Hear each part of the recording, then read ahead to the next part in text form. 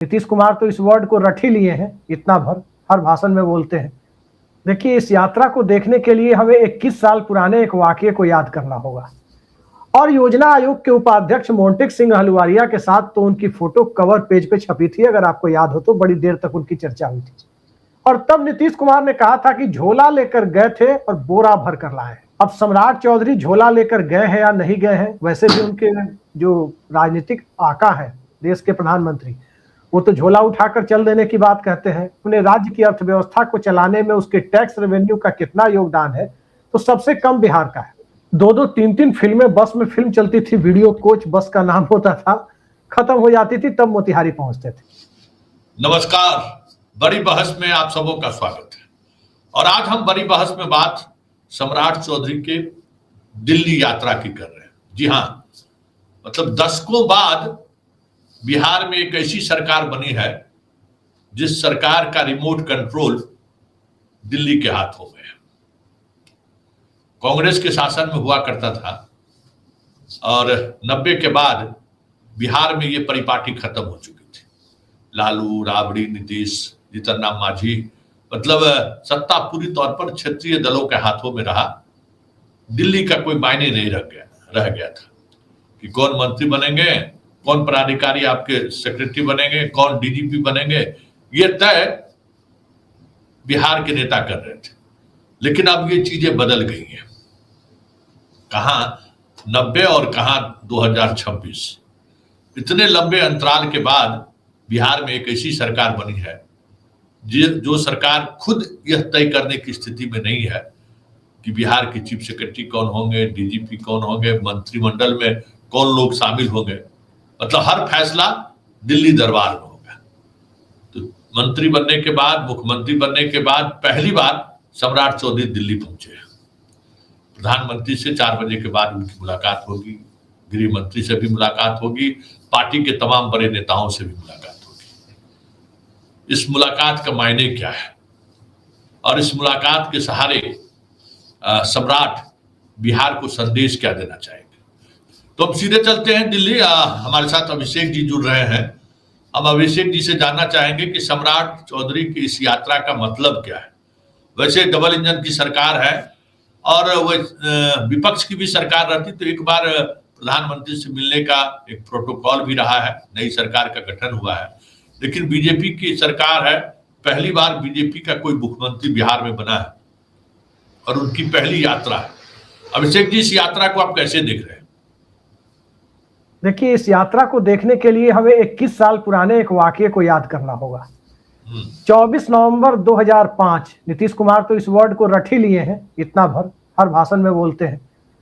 उसके बाद जब वो सत्ता संभाले थे 24 नवंबर 2005 को, उसके कुछ दिनों के बाद उनका दिल्ली दौरा हुआ था। बिहार के इंफ्रास्ट्रक्चर की क्या हालत थी वो किसी से छिपी हुई नहीं थी। हम लोग भी जब पटना से मोतिहारी जाते थे अपने स्कूल के दिनों में, 2-2, 3-3 फिल्में बस में फिल्म चलती थी, वीडियो कोच बस का नाम होता था, खत्म हो जाती थी तब मोतिहारी पहुंचते थे। अब एक फिल्म चलती है तो आमतौर पे पहुंच जाते हैं लोग। अगर गांधी सेतु पार कर गए तो एक फिल्म में पहुंच जाते। तो इंफ्रास्ट्रक्चर की हालत को बयान करने के लिए मैंने ये बात कही है। नीतीश कुमार उस वक्त जब दिल्ली आए थे तो अखबारों में बड़ी बड़ी फोटो छपी थी। प्रधानमंत्री मनमोहन सिंह से वो मिल रहे थे, वित्त मंत्री पी चिदम्बरम से मिल रहे थे और योजना आयोग के उपाध्यक्ष मोंटेक सिंह अहलुवालिया के साथ तो उनकी फोटो कवर पेज पे छपी थी, अगर आपको याद हो तो बड़ी देर तक उनकी चर्चा हुई थी।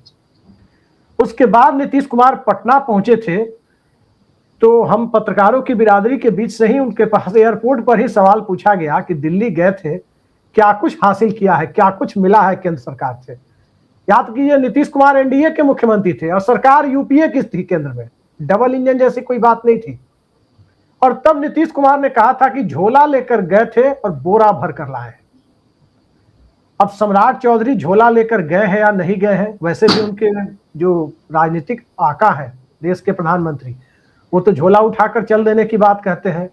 लेकिन झोला लेकर के सम्राट चौधरी गए हैं या नहीं गए हैं और क्या मांग करके लाएंगे, मुझे लगता है कि नीतीश कुमार से ज्यादा कम से कम आर्थिक हालत की समझ सम्राट चौधरी को होनी चाहिए, क्योंकि नीतीश कुमार कभी बिहार सरकार में रहे ही नहीं थे, एक बार विधायक रहे थे। सम्राट चौधरी बिहार के वित्त मंत्री रह चुके हैं और जो हमारी आपकी सबकी समझ कहती है कि जो एक बार वित्त मंत्री रह लेता है उसे बिहार की या किसी भी राज्य के वित्त मंत्री को राज्य की माली हालत की बहुत अच्छी समझ होती है।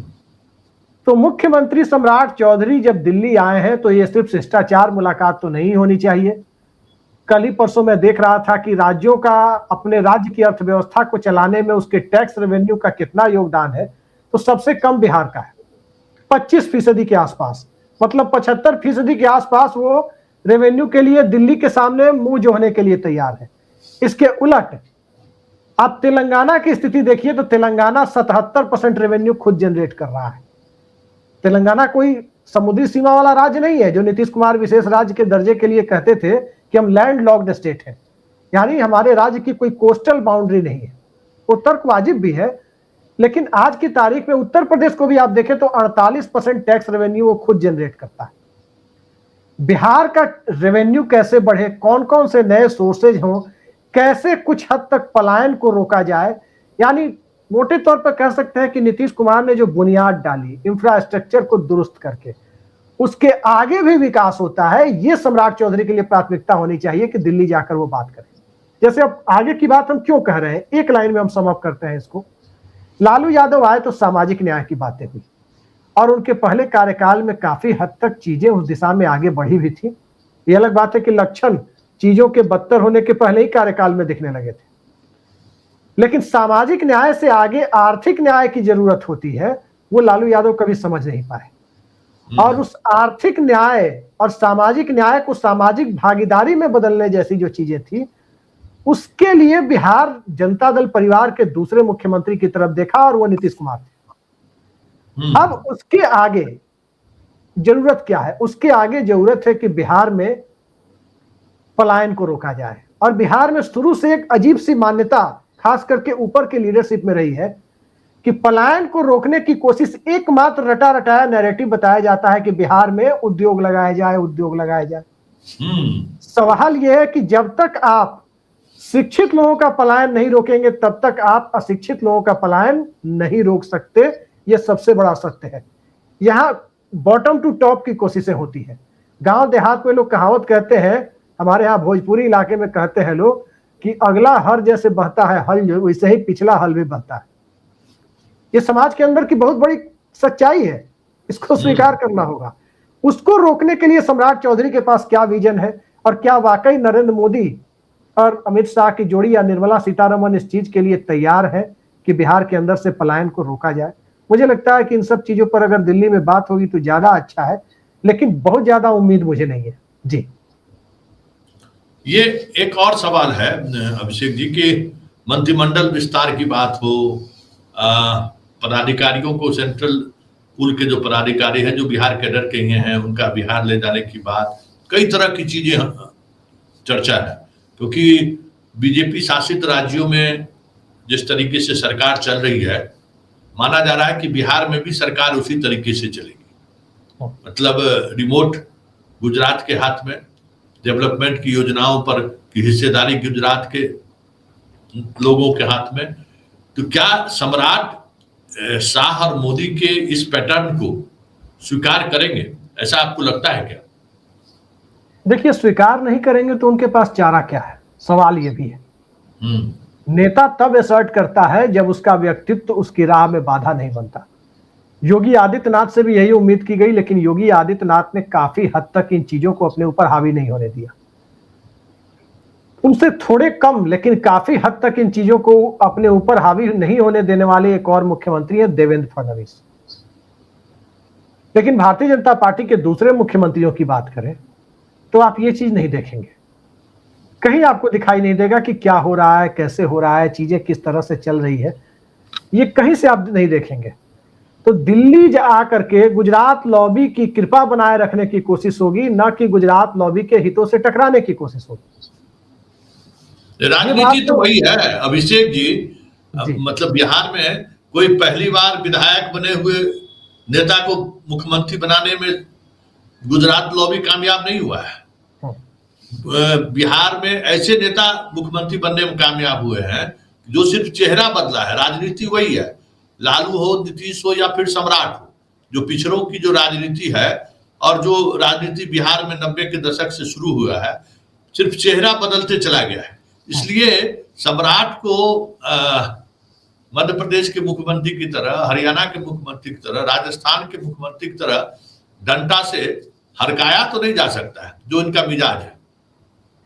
संतोष जी, सबसे बड़ा सवाल तो यही है कि सम्राट चौधरी अपनी वरिष्ठता का ज्ञान उन्हें कब होता है।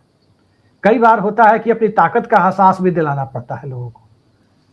सम्राट चौधरी करगिल वॉर के समय में राज्य सरकार के मंत्री हुआ करते थे, अगर आपको याद हो तो 1999 में करगिल वॉर के समय में। उस वक्त नरेंद्र मोदी विधायक भी नहीं बने थे, जिंदगी में कोई चुनाव तक नहीं लड़े थे। तो सम्राट चौधरी नरेंद्र मोदी से सीनियर है, ये एहसास जब तक सम्राट चौधरी को नहीं होगा तब तक सम्राट चौधरी से आप ये उम्मीद नहीं कर पाएंगे कि वो दिल्ली के साथ अपने हक की लड़ाई लड़ सकेंगे। नीतीश कुमार लड़ रहे थे, इसमें कोई दो राय नहीं है कि उन्होंने प्रयास नहीं किया। बिहार के विशेष राज्य के दर्जे के लिए दिल्ली में रैली की, दो बार रैली की।